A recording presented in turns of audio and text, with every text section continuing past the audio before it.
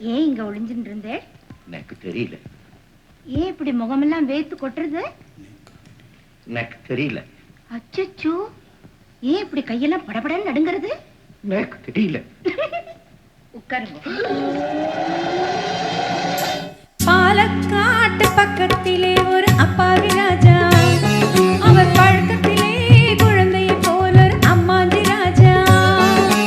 பாலக்காட்டு பக்கத்திலே ஒரு அப்பாவி ராஜா, அவர் பழக்கத்திலே குழந்தையை போல ஒரு அம்மாஞ்சி ராஜா. யாரம்மா அது யாரம்மா, யாரம்மா அது யாரம்மா.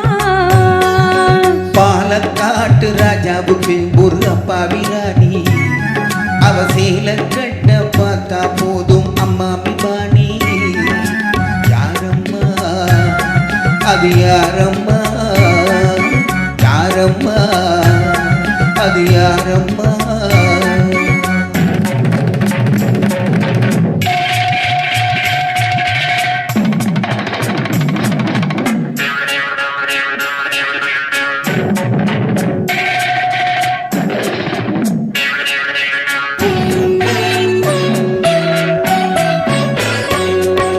பாலிருக்கும் பழமிருக்கும் பள்ளியறையிலே, அந்த பாப்பாவுக்கும் ராஜாவுக்கும் சாந்தி முகூர்த்தம்.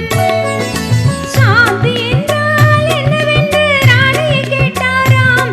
ராணி தானும் அந்த கேள்வியை ராஜாவை கேட்டாளாம். ஏனம்மா அது ஏனம்மா, ஏனம்மா அது ஏனம்மா. அவர் படித்த புத்தகத்தில் சாந்தி இல்லையே, அந்த அனுபவத்தை சொல்லித்தர பள்ளி இல்லையே. கவிதையிலும் கலைகளிலும் பழக்கம் இல்லையே, அவர் காதலிக்க நேற்று வரை பூர்த்தி இல்லையே. ஏனம்மா அது ஏனம்மா, ஏனம்மா அது ஏனம்மா.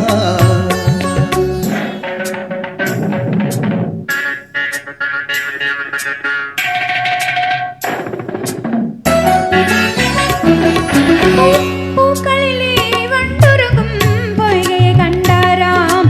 தேவி பூஜையிலே ஈஸ்வரனின் பள்ளியை கண்டாராம். மரக்கிளையில் அணிலிரண்டு ஆடிட கண்டாராம். ராஜா மனதுக்குள்ளே புதியதொரு அனுபவம் கொண்டாராம். ஏனம்மா அது ஏனம்மா, ஏனம்மா அது ஏனம்மா. பரமசிவன் சக்தியை போர் பாதியில் வைத்தார், அந்த பரமகுரு ரெண்டு பக்கம் தேவியை வைத்தார். பாக்கடலில் மாதவனோ பக்கத்தில் வைத்தார்.